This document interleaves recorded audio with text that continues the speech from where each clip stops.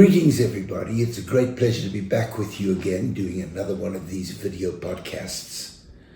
It's been some time since I've done so I'm looking forward to today's one, especially because it's such a very important topic. The topic we're going to talk about today is why does IVF fail and what can we do about it? But before we start, let me just make it very clear that most people going through IVF do not succeed on the very first attempt. In fact, about 40% will have a baby from one embryo transfer on an average. But the truth of the matter is that the success rate declines over time. In the first 2 or 3 attempts, there's only a slight decline in the chance of success. And then it drops off very dramatically. It's very important, however, that you go into a cycle feeling confident that everything has been done to avoid the risk of failing going in, because there's a tremendous emotional, physical, and financial cost involved in doing the procedure, and failure to conceive is often a devastating blow and very disappointing. It's important to realize, however, that the cost of IVF is not simply the cost financially of doing a cycle. The cost involved is the cost of having a baby. And if you have to keep repeating IVF unnecessarily, because the proper precautions were not taken to avoid those pitfalls that could cause you to fail, it will have cost you far more emotionally very often than the cost financially. Not to diminish the fact that it's expensive to do IVF, and therefore it's a major sacrifice for most couples going into the process to do so. Let's bear in mind that to be successful with IVF, you have to take into consideration a very simple anecdote, and that is that doing the procedure is much like planting a seed in your backyard. To grow a healthy plant, you have to plant a healthy seed, and you have to plant it in a receptive soil. With IVF, the seed is the human embryo, and the soil is the uterus, or the uterine lining. You cannot plant a good seed in a bad soil or a bad seed in a good soil and expect a healthy outcome. So therefore, it is the factors that will determine the quality of the seed and the factors that determine the receptivity of the soil that will determine the likelihood of success or failure. So let's analyze these. Let's start with the quality of the seed. First, to say that 80% of the cases where IVF fails, it is not due to the soil, but rather the seed. Only in 20% of cases is it the soil. And failure can mean failure to conceive, or to conceive and lose the pregnancy before it becomes viable. Interestingly, failure to conceive before you even know you're pregnant, or failure to conceive as a result of the embryo being rejected through early loss, are often the same. In fact, if you look at all those causes combined, as I said, 80% will be due to the quality and competency of the seed, the embryo, rather than the soil. However, if you repeatedly fail and you know that the embryos that are being put in the uterus are of good quality, or if you repeatedly fail through miscarriages consecutively, the commonest cause is quite the opposite. 80% of the time, or even greater, it will not be the embryo, but it will be the receptivity of the uterus. Let me restate this because it's very important. When you look at all miscarriages that take place, or all IVF failures combined, the commonest cause is the embryo being defective. But if you look at consecutive losses through miscarriage, or consecutive losses over time with good quality embryos, the reverse applies. It's not so much the seed as it is the soil, and we'll talk about this in greater detail as I go on. So let us start firstly with the quality of the seed or the embryo. First point is this: most human embryos are defective. In fact, unlike all other mammals, in humans, the best we do is that maybe 1 in 2 embryos that make it to the blastocyst stage in young women will be normal and competent to propagate a viable pregnancy. And when a woman gets into her 40s or beyond, at best 1 in 10 embryos is going to be normal.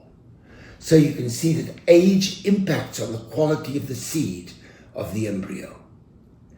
And the effect of age is through what I like to call a wear and tear effect. Bear in mind that a woman's born with all the eggs she's ever going to have. And over time, these eggs will degrade in quality. In fact, after the mid-30s, there's a marked reduction in the quality of the woman's eggs. And this is largely because of damage to the chromosomes of the embryo through wear and tear. Let me give you a couple of examples. In a woman under the age of 35, 1 in 2, or maybe even sometimes as high as 2 in 3 eggs are normal. And it's the egg and not the sperm that is most responsible for whether the embryo is going to be competent. So if there's a high percentage of eggs that are abnormal, then the embryos that they produce are also ever more likely to be abnormal. At the age of 40, only about 1 in 5 or 1 in 6 eggs are normal. And when a woman gets to 45 years of age, probably no more than 1 in 25 are normal. So you can see there's a slippery slope. Eggs decline in quality over time. And there's nothing anyone can do about it. It's way beyond our pay grade. We can only improve the circumstances under which an egg going into a particular cycle will remain normal by tailoring the type of protocol we use for ovarian stimulation that can enhance potential for a healthy embryo. But if an egg goes into a cycle being potentially abnormal because of age-related factors, wear and tear that impact the chromosomes and to a lesser extent the genetics of the egg, there's nothing we can do about it. No medication, no treatment, nothing will improve it. So age is a factor that has to be taken into account. Obviously, a woman who fails to get pregnant in her early 30s is more likely to be able to be pregnant easily the second or third attempt, whereas a woman that fails to get pregnant when she's older has less of a chance of succeeding later. The only way you can improve the chances of such a woman succeeding is by doing everything in your power to optimize the environment within the ovary so that when you introduce the process of ovarian stimulation, you don't compromise the development of that egg, because if it develops abnormally, it's going to more likely propagate an abnormal embryo, which has no chance of resulting in a healthy pregnancy. So age is an independent variable in all women, no matter how many eggs they produce, no matter what their ovarian reserve or their potential to produce lots of eggs is. The second factor is ovarian reserve, and I've just defined it. It's the number of eggs in the ovary. And a woman's born with all the eggs she's ever going to have. As these eggs over time are used up, she's left with fewer in the ovaries. The amount she's left in the ovaries with is referred to as an ovarian reserve. Now, in all women, a certain point will be reached where the number of eggs left in the ovaries falls below a certain theoretical threshold, which can vary from woman to woman. Some women reach that threshold in their mid-30s, others reach it in their late 40s. Most will reach it in their mid to late 30s. And when the number of eggs left in the ovaries falls below this threshold, then the ovaries recognize that time is running out on them. And the brain steps in through the pituitary gland, through stimulating the pituitary gland, which is positioned right under the base of the brain, above the roof of the mouth, and which releases the hormones FSH and LH. The brain starts to step up its release of FSH in the hope of trying to make the ovaries produce more eggs, and so make up for this shortfall. But it can't do it, and the the number of eggs, the more frantic the pituitary ovarian axis becomes in trying to cause increased production of eggs. And that is why the FSH level will go up as the woman gets closer and closer to reaching her menopause, when she's got no more eggs left. Now, we measure the FSH as a measure, therefore, of ovarian reserve. But there's even a more sensitive and reliable measure, and that's to measure a hormone produced by the ovary called AMH, or anti-Mullerian hormone. This level of hormone falls as the FSH goes up as a consequence of diminishing ovarian reserve. And where the AMH falls in American measures under 1.5 nanograms per milliliter measured any time in the cycle, even if the woman's on using a birth control method, if it drops below 1.5, then that woman has diminished ovarian reserve and will produce fewer eggs no matter how hard you stimulate her during the stimulation cycle. Obviously, the fewer eggs she produces, the fewer embryos she's likely to produce, and therefore the more her ability to conceive is compromised. Now, we can't do anything to increase the ovarian reserve. All we can do is optimize the number of eggs yielded under different circumstances, which then brings me to the very important point that when you stimulate women for IVF, you've got to use an individualized approach for ovarian stimulation, one that's going to optimize the number of eggs she will produce. You often hear people say that if women have diminished ovarian reserve, or if they're older and the egg quality is declining, they may be better off using a mini or low-dose stimulation.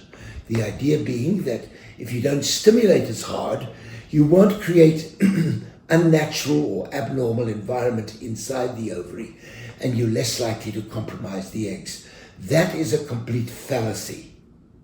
That would be like me saying, the heavier the weight is that I want to lift off the ground, the less effort I've got to exert. It's interesting that if a woman has diminished ovarian reserve and you give her too much fertility drugs that contain FSH and to a lesser extent LH, if she's got a very reduced ovarian reserve and you give her more, you will basically compromise the development of those eggs. That, as I said, is a complete fallacy. Because if you give her more than she needs, whatever is not, doesn't directly impact on the receptors in the follicles that cause the follicles to grow, the FSH receptors will pass through the body and out through the urine, and the woman will not be at risk of compromising her eggs. I want to make this clear. Giving too much fertility drugs to a woman who's got diminished reserve does not compromise egg quality.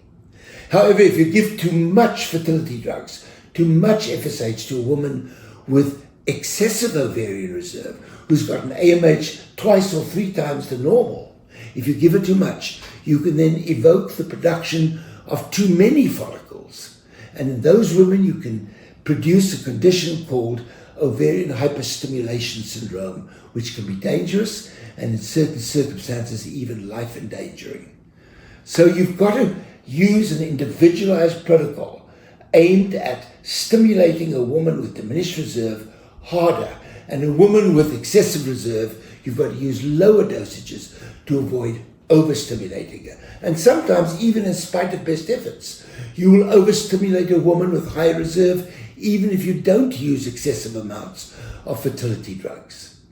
And that is a problem that has to be dealt with differently, and I'll do so in another podcast at a later stage. You can avoid the effects and the risks of overstimulation on the woman, and you can avoid the effects on the eggs if you use a method of stimulation that involves what we call coasting.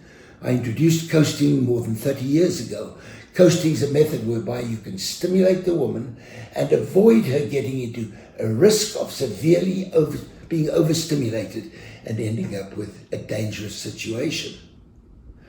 But the other way you can avoid the risk is by stimulating the woman, even if she overstimulates somewhat, but not putting the embryos back in the same cycle. If you put the embryos back in a different cycle and you allow the levels of HCG or LH administered to trigger the maturation of the eggs to lower by itself, and you don't put the embryos back in the same cycle, you can allow the condition to settle down and avoid the severe risks of OHSS, severe ovarian hyperstimulation syndrome. Both the overstimulation of a woman and the wrong stimulation of a woman who's got diminished reserve, or the overstimulation of a woman with excessive reserve, can compromise the eggs. And as I mentioned, egg quality is central to the production of good quality embryos, which in turn will determine the competency of those embryos and the ability to produce a baby, and therefore the success rate with IVF. The woman that you've got to be that is most relevant to this discussion is not the hyperstimulated woman. Yes, that is important, but here mostly it's the woman who's got diminished reserve and who's older, where you've got to tailor the stimulation process. And you do this by avoiding overexposure of the follicles in the ovary to the production of LH by the pituitary in high amounts, because too much LH will cause overproduction of the male hormone testosterone in the ovary. Now let me make it very clear. There has to be some testosterone for follicles to grow, because this is the building block from which estrogen is produced and the follicles develop. But too much testosterone has the reversed effect.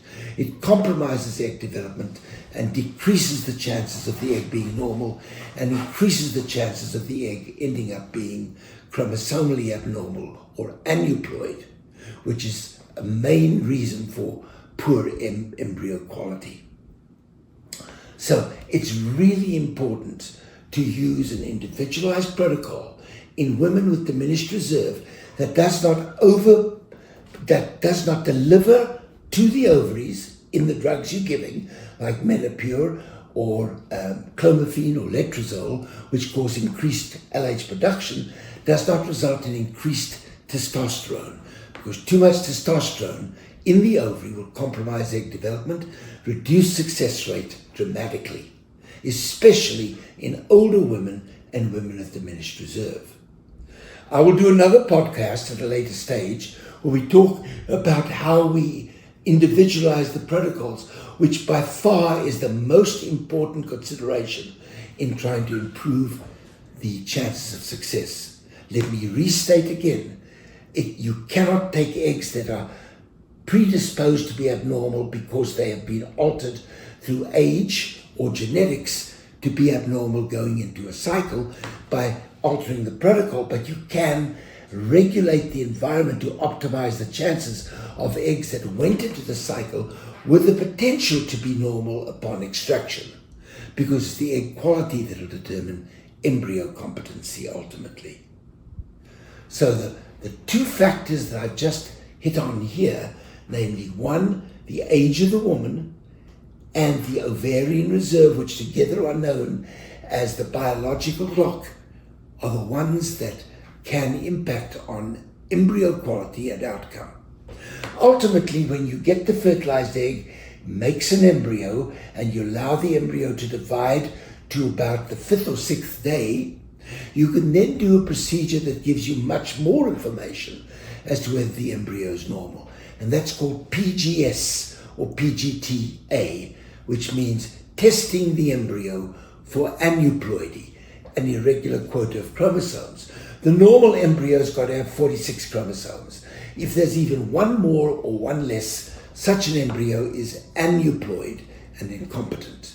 And while you can get an embryo with abnormal total chromosomes measured by PGS or PGT testing, and that embryo can still make a healthy baby, in most cases when the chromosomal makeup of the embryo is abnormal, you won't get a healthy baby because the embryo won't even attach, or if it does, it'll be lost through an early pregnancy loss chemical pregnancy or miscarriage.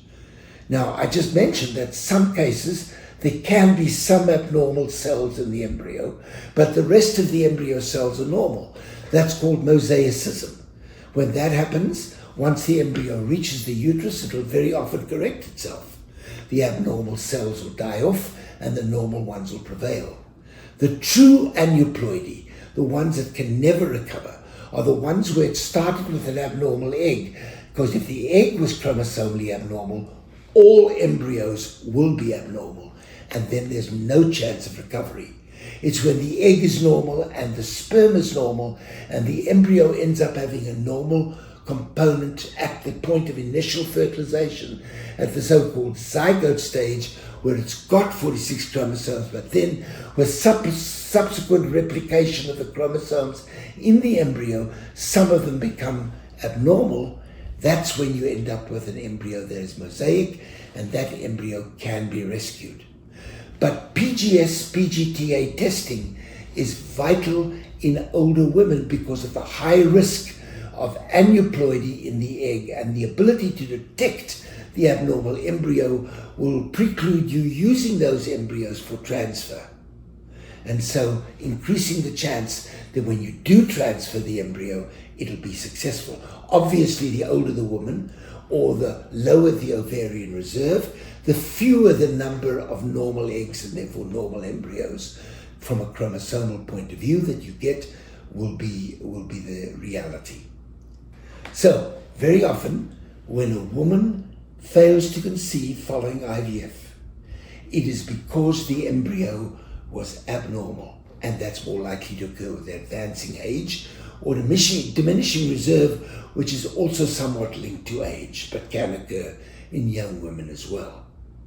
And that is where doing PGT testing, PGS testing, is so helpful in identifying the most competent embryos. PGS, PGTA does not make an embryo more likely to be competent and make a baby. If an embryo is abnormal, doing PGT testing won't help correct the problem. But the test identifies the ones that are normal and gives you a better chance of success once you put them in the uterus. It doesn't completely, but virtually completely eliminates the adverse effect of age and diminished reserve on IVF outcome, because if the embryo is normal, even if the woman's in her mid-40s, that embryo should have a very good chance of propagating a baby, albeit that you'll be less likely to end up with normal embryos the older the woman is. Before PGT, PGS came along, we used to look at the embryo's appearance, and we knew that embryos that never made it to blastocyst stage were almost always abnormal. Chromosomally now, we know that to be the case, because PGT has established that. We know embryos that don't make it to the blastocyst or advanced developmental stage by day 5 or day 6 are almost invariably aneuploid due to and incompetent. But we also know that an embryo can make it to blastocyst and still be abnormal chromosomally. So doing this testing is not only a good idea, but I think is essential in women that have repeatedly failed IVF without explanation, and in all women that are older, and yes, also in women who've got a history of recurrent miscarriages, repeatedly miscarrying. So here, the two takeaway messages are: number one, initiate the cycle with an individualized, selected protocol that's strategized to optimize the chances that that woman will produce, that the eggs that that woman produces, if they are normal, will come out and upon extraction and be normal and not be adversely affected by using a one-size-fits-all protocol. Individualizing the protocol of stimulation is the most important tool we have available to us to try to end up with embryos, eggs, and therefore embryos that can propagate babies that are healthy and normal. But you, again, being clear in your mind that if an egg is destined to be abnormal genetically, it's going to be abnormal no matter what you do. So it's a method of selection, not a method of correcting egg abnormalities in the embryo. Now, obviously, the sperm can also affect the quality of the embryo, but usually an egg will have the ability to be selective in choosing the sperm that will enter it to fertilize it, if it's a normal egg. So, yes, sperm abnormalities can also cause failure of an embryo to be chromosomally normal, but it's far less likely to be the case.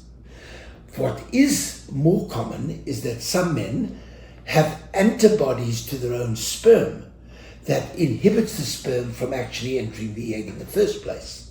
Or the woman may have antibodies in her system to sperm, such that when the sperm reaches the egg, it will not be able to get into the egg because of these antibodies, blocking that fertilization process. So people who have unexplained IVF failure should also be tested for this immunologic problem, where there are antibodies produced by the man to his own sperm and the woman to the sperm entering the egg. The latter, namely where the woman's egg, through the presence of anti-sperm antibodies, prevents fertilization, or where sperm that are exposed to the man having antibodies fail to fertilize the egg, has been largely remedied by the introduction of a procedure we now use virtually routinely in IVF called intracytoplasmic sperm injection.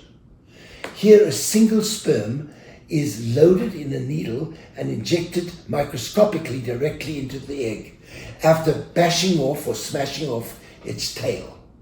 So you grab the sperm, bash off the tail, load the head of the sperm and inject it into the egg. Takes a lot of expertise, which is another reason why it's important to know that the IVF program you attend has embryologists that are well trained and seasoned in performing ICSI. Now, you can also test the woman's blood and the man's blood for these anti-sperm antibodies and know if that's the reason for failure to conceive in cases of unexplained infertility. But as I say, it's largely been corrected or avoided in IVF by doing ICSI. So now that's the issue with the sperm. The most important takeaways being, again, that age and ovarian reserve are very important and the most important determinants of the egg's quality, which in turn determines the embryo's quality. And that when you get to the embryo, you can do testing through PGS, PGT in those cases where it's indicated, and make sure the embryo has an optimal chance of fertilizing the egg, making a normal embryo, and that embryo then, upon transfer to the uterus, will have the best chance of propagating a viable pregnancy. So now let's switch over to the other major cause of IVF failure, and that is failure of implantation at the uterine level. Now, there are many causes, probably hundreds of causes, many of which we don't even know or fully understand at this stage, that can prevent an embryo, a seed, from implanting into the soil, the uterine lining. But the vast majority of these causes are linked to three factors. And again, as I said in the earlier part of this presentation, the way this presents when there's an implantation failure is unexplained failure in spite of embryos being normal. And when this occurs repeatedly, or there's repeated miscarriages that occur consecutively, 80% of the time it's not the embryo, but it's the uterus. So those three factors that need to be looked at very closely before going into the next attempt at IVF are, one, the thickness of the uterine lining. And I was the first person to point this out in the early 90s, publishing on this widely.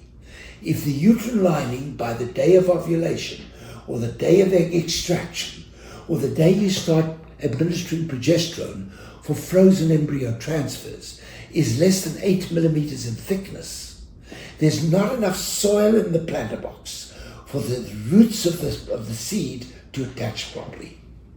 And that will usually result in implantation failure, manifested as presumed infertility or early pregnancy loss. Here again, the soil is the uterine lining.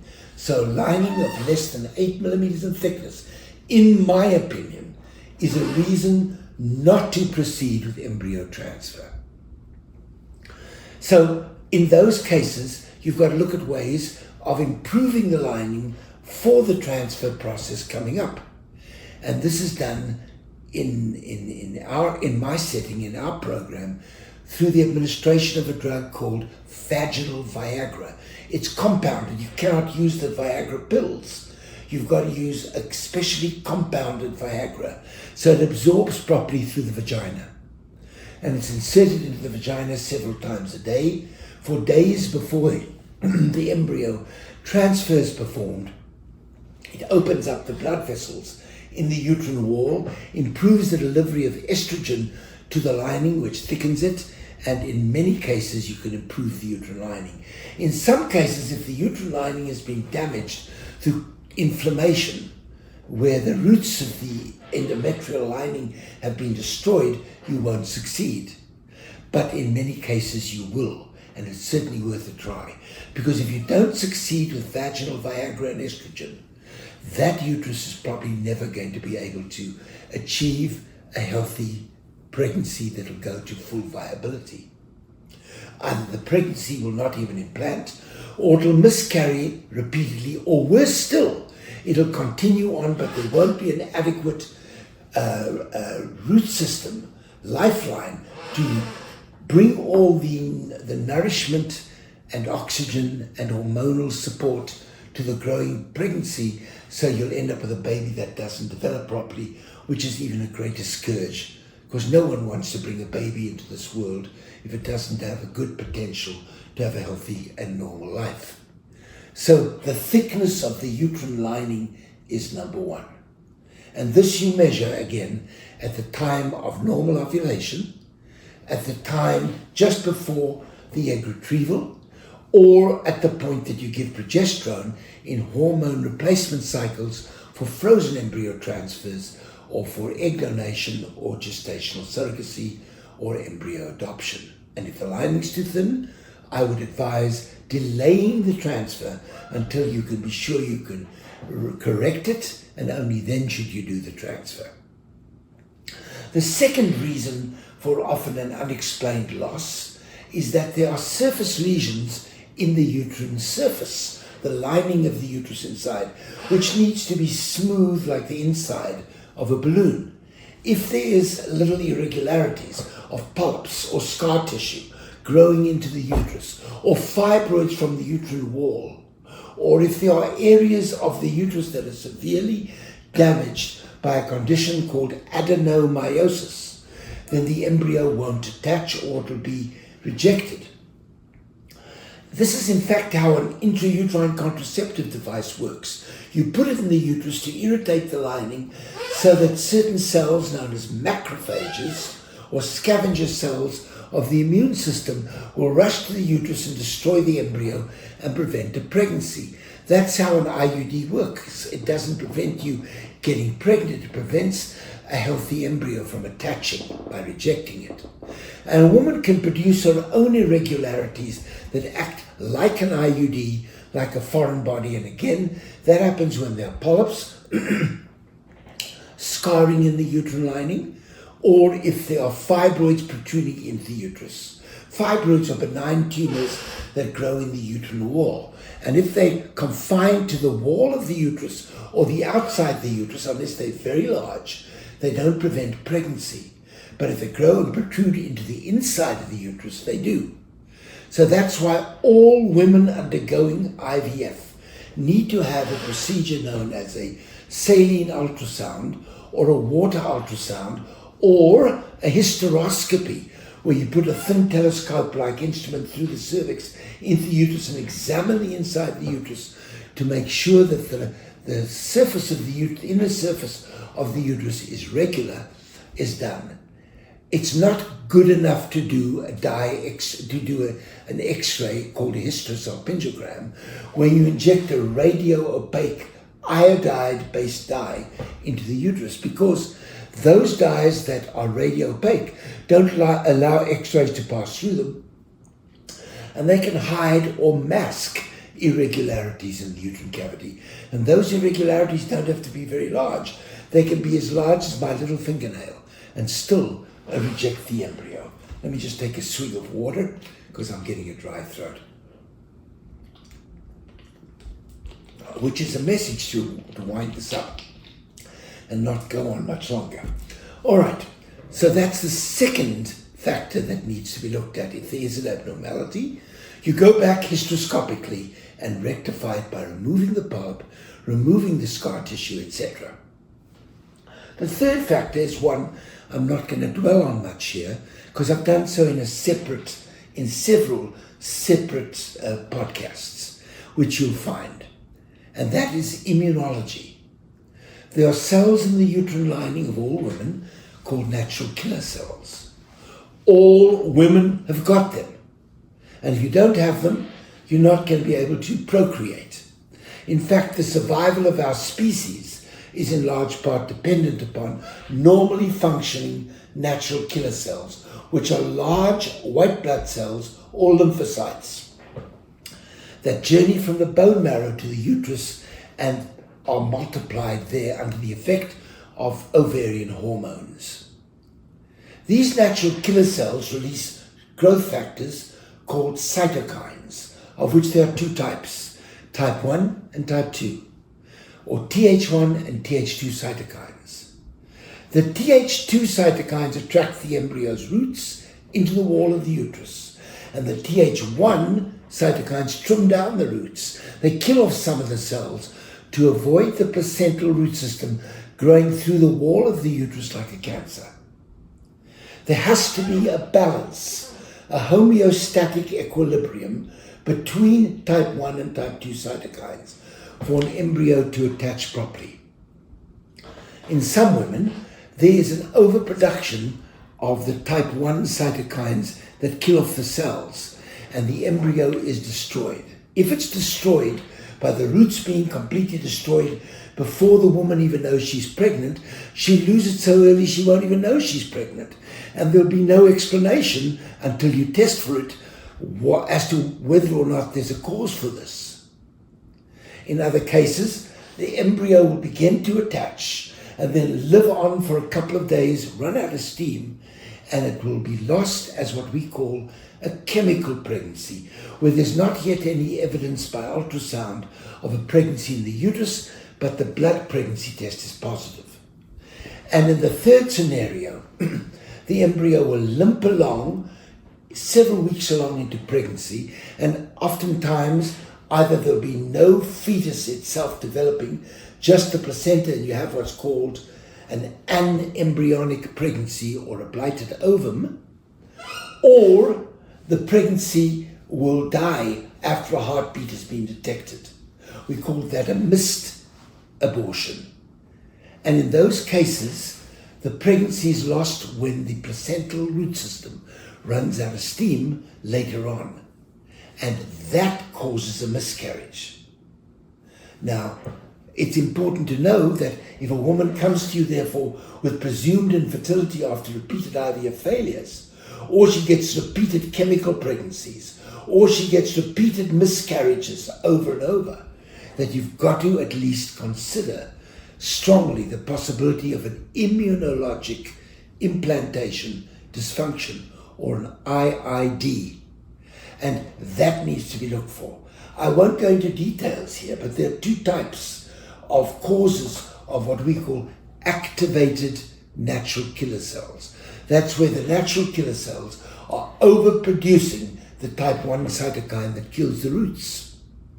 The one type is caused most commonly when there is an autoimmune factor. A woman has a personal or family history of autoimmune diseases like lupus erythematosus, rheumatoid arthritis, hypothyroidism, also known as Hashimoto's disease, scleroderma, dermatomyositis, celiac disease, MS, we can go on and on and on. These can all predispose the woman to having activated natural killer cells. Another cause of autoimmune implantation failure is endometriosis. And it doesn't matter how mild or severe the condition is. In many cases, you get the condition occurring before the woman even has clinical manifestations of endometriosis. So that is one of the causes that needs to be taken into consideration, and testing needs to be done for these causes. Once a woman's known to have natural killer cells from an autoimmune cause, treatment is to infuse intralipids into the bloodstream of the woman and do so 10 to 14 days before the embryo is transferred to the uterus. These intralipids will regulate the natural killer cell balance between Th1 and Th2 cytokines if administered in conjunction with steroids, dexamethasone. And if this is then given for the 10 days to 2 weeks preceding the transfer, and then continued on if the pregnancy test is positive to around the 10th week of pregnancy. Now, the second cause of natural killer cell activation is known as alloimmune. Here it's not the body reacting to its own tissues by activating the natural killer cells, but rather it's the fact that the man and the woman share a certain genetic similarity called DQ alpha HLA. If there's a match between this, then the embryo will carry the DNA transmitted to it via the sperm, and the embryo will have a similarity to the woman's DQ alpha HLA.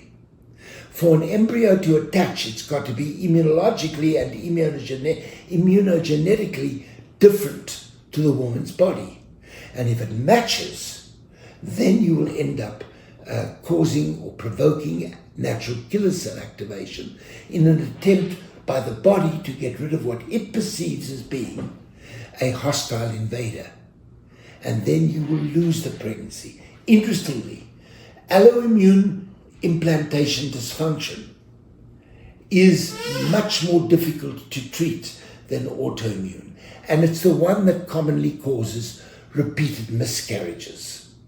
Whereas the autoimmune variety and endometriosis as well usually is associated with a treatment that can be easily corrected with intralipid and steroid. It's very important, if you find a woman to have activated natural killer cells in her blood, to first differentiate between the autoimmune and the alloimmune testing, the alloimmune causes. And this can only be done successfully in one of 3 or 4 immunologic laboratories in America. Your regular local reference laboratory cannot do these tests adequately, and there are only 3 or 4 places in the United States that can do it properly. To my knowledge, none in Canada and none in Europe can do these tests with adequate sensitivity or specificity. I use a laboratory in Boston called ReproSource. I've been working with them for decades. ReproSource is certainly the best lab in the world, in my opinion, for doing these very important tests. And if you contact us or we talk to you, we can arrange for these tests to be done on your blood to see if that's the cause of your problem. Okay, now there are, of course, other things that can also cause unexplained failure with IVF. One of them is known as a discordant endometrium, where the implantation window when the embryo has to attach to the uterus is abnormal or shifted in one direction or another. There's a test that is offered called the ERA, or the endometrial receptivity assay, which measures the effect of progesterone on the endometrium and helps determine whether there's a pre-receptive or a post-receptive endometrium, so that the timing of the transfer of the embryo can be adjusted accordingly. I'm not a big believer that this is a major factor. I know there's a lot being said about it, a lot being published about it, but in a study that we did, looking at the ERA in the same women repeatedly, we've been able to show that it can vary, that the implantation window can vary in the same women from month to month. And if it can vary, what's the use of testing it to prepare you for the upcoming transfer in a subsequent month? So I'm not a big believer in the ERA test. There's another test that is often spoken about, and that is called the BCL6 test, or the receptivity test, that tests the uterus to see if the woman has an increased likelihood of having underlying preclinical endometriosis. And the receptivity test is used widely, but it is, in my opinion, again, not that reliable. I think far more important is to treat any immunologic cause caused by endometriosis that affects natural killer cells to regulate the uterine environment. So I've outlined for you a number of factors that, if not properly assessed or addressed, can lead to IVF failure, and that need to be evaluated. In summary, again, it's important to consider the seed-soil relationship, the egg which affects the embryo's competency, and the uterus's receptivity, and that the variables that affect those two distinct groups can affect the ability of IVF to succeed. And they must be fully evaluated before doing another attempt. And again, it doesn't mean that the second attempt won't be successful if you don't do these things, but you don't want to keep on doing the same thing over and over again, expecting a different result. If you keep doing the same thing over and over again, you should be more willing to accept that the result will turn out to be the same. So in conclusion then, if there are any of you out there that are interested in talking to me about your IVF failure or your repeated recurrent pregnancy loss, I would be delighted to have the opportunity to share my thoughts with you. All you have to do is email my assistant, Patty, at concierge, concierge, at sherivf.com, concierge at sherivf.com. And she will respond to you. Give her your phone number. She will call you back and set you up with an online consultation with me. I consult with patients from over 50 different countries, from all over the world.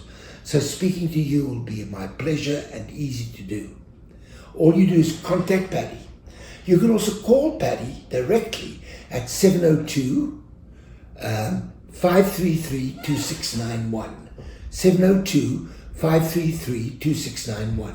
And she'll be happy and delighted to talk with you. Can I also invite you to go to my newly established podcast, which I do on Rumble, and all you need to do is go to that site. Patty can give you more information on how to get there, and read up on my new podcast, which is entitled "Have a Baby." I thank you very much for listening to me, and I look forward to being of service to you, and have a wonderful day.